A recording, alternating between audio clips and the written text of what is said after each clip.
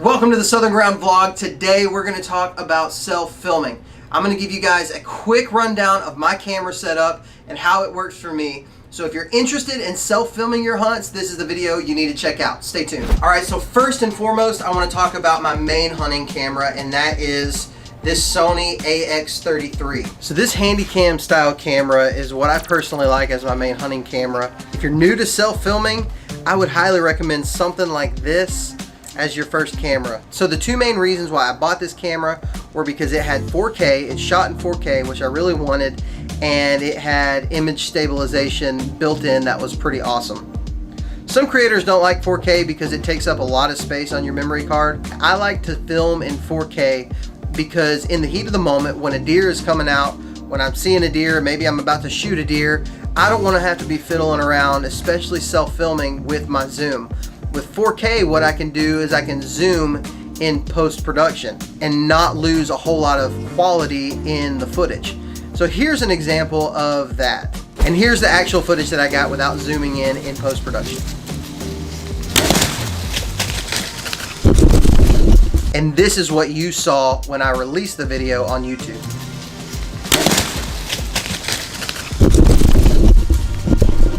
The MSRP on this camera is $849 on the Sony website. You can find it for a lot cheaper. I bought it for way cheaper than that. You can buy them refurbished, you can buy them new even from some places. Overall, it's been an awesome camera for what I do. It's not the nicest camera on the market, but if you've spent any amount of time in the woods, you know that it can be really hard on your camera gear, and this has been a really good camera for that. I've put it through a lot of abuse and it still does just fine. So I've been really happy with the AX33. So with this camera in my tree, I use the 4th Arrow carbon arm and the base.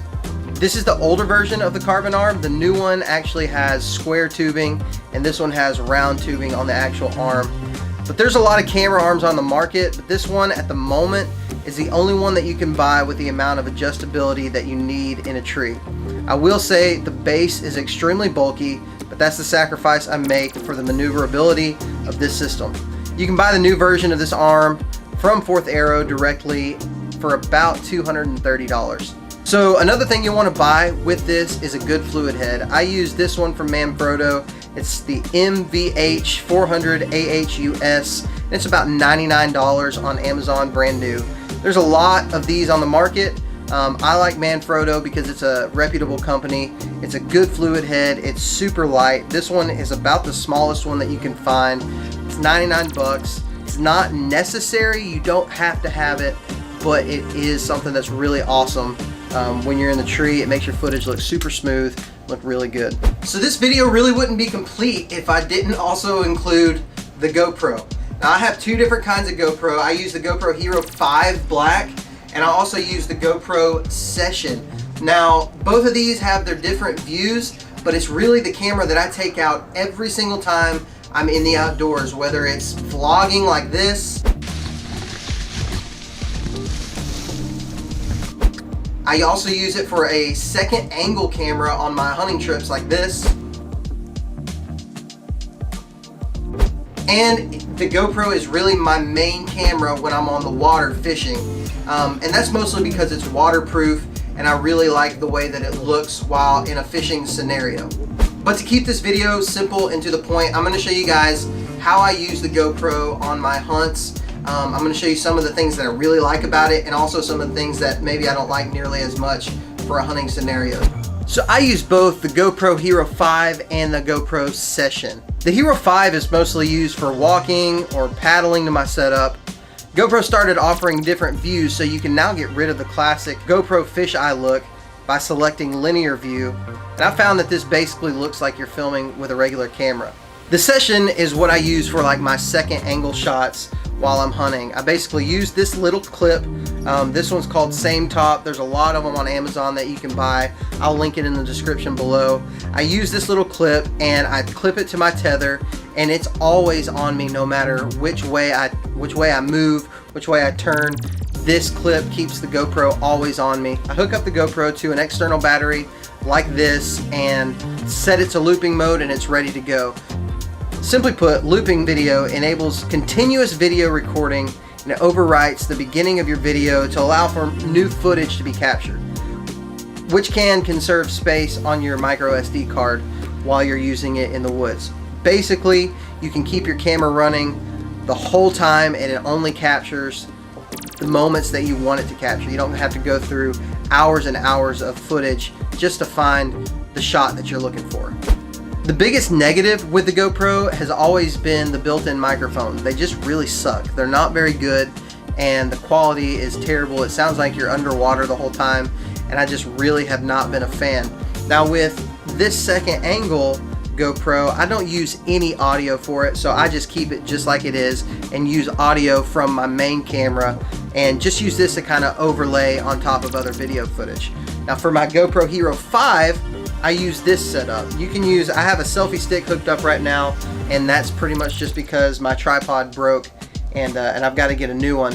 But for this, I've kind of set this up to be a vlogging camera. So it's got an aluminum frame and an external microphone, which is the Rode Video Micro, and I'll link that in the description below as well.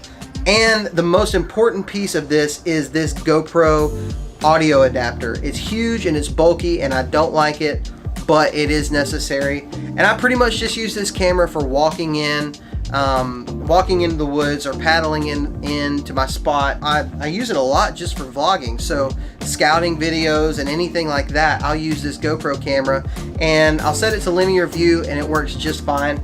This is pretty much two of the most important cameras that I can take, and that's because they're so small. They're lightweight, they don't really take up a whole lot of room, so if I don't use them, then I'm really not sacrificing a whole lot just to take them. They've been really good cameras, and GoPro offers a whole lot of different cameras. This is the Hero 5 Black. They have the 6, they have the 7, which are better, but this camera, you can buy it for about 200 bucks, and I actually bought this Session for $50 at a refurb store. So you can find good deals on GoPro cameras all over the place. I don't have a whole lot of money invested into it, and they have done a lot for me in fishing, in scouting, in pretty much any content that I put out. GoPro has had some part on it. So I highly recommend getting some type of action camera, whether it be GoPro or Tacticam or something like that, just because they're cheap and you can always use them. So the next camera in my arsenal is this camera that I'm actually shooting on right now, and that's the Sony A6300. I bought this camera first before I bought any of my other cameras with the intention of it being a do-it-all camera, and it didn't take me long to realize that it actually wasn't what I needed, wasn't what I wanted while I was in a tree. It takes really good video footage, but it's a little bit harder to use in those heat of the moment type situations. So let me give you a quick rundown of this camera and show you everything that it does. This camera is a mirrorless camera from Sony, and it's right under $1,000. It has the capability to do just about everything, but like most DSLR and mirrorless cameras, it's all about the lens. We'll talk about that here in a minute, but here are some of the specs that I think you'll need to know. So this camera has 4K as well, but I barely use it. If you plan to use this as your primary hunting camera, I would suggest turning it on for the reasons I mentioned with the AX33. One of the main reasons I use this camera is for capturing those sweet slow motion shots. It can film slow-mo internally with a high frame rate setting. For the purpose of this video, I won't really go too deep in the functionality of this camera, but I will link a video in the description below that'll help you get a better understanding of everything that this can do. So like I said earlier, the lens in any mirrorless or DSLR camera is pretty much your most important thing. For a long time, I used the lens that came with this kit, which is the Sony EPZ 16 to 50 millimeter. This lens has an aperture range of f3.5 to f22. If you don't know what it is, aperture is also called f-stop, and in non-professional terms, it's the amount of blur in the background. The lower the number, the more blur. I'll link a video to better explain that below in the description. So for a lot of this video, I've been shooting with Sony's Nifty 50 lens, which is a 50 millimeter fixed zoom lens, so it has no zoom ability.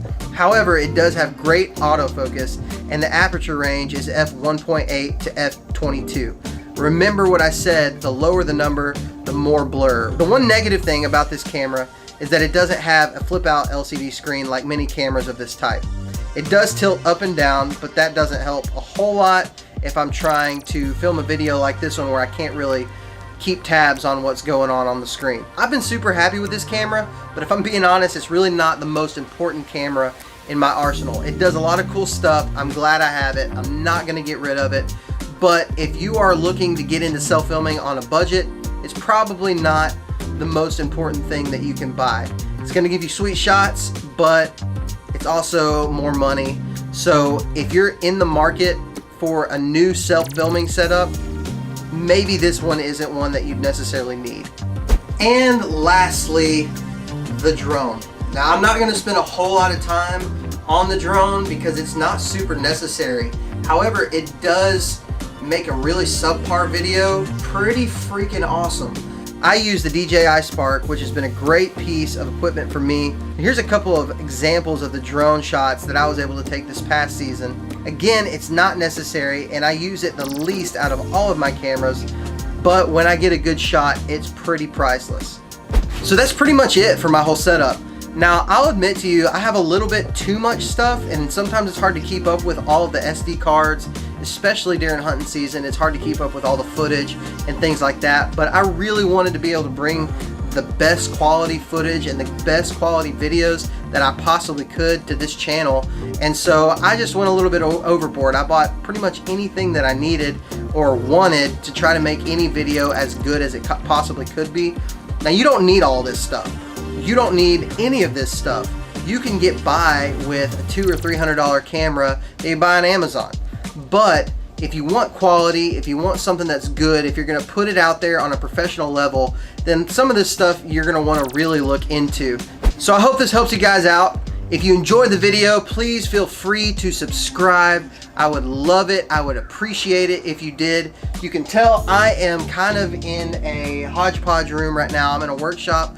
We just got into a new house this week, and I have a new room that's gonna be awesome to film in, but for right now, I wanted to be able to bring you guys this video, and I'm just kind of working with what I got.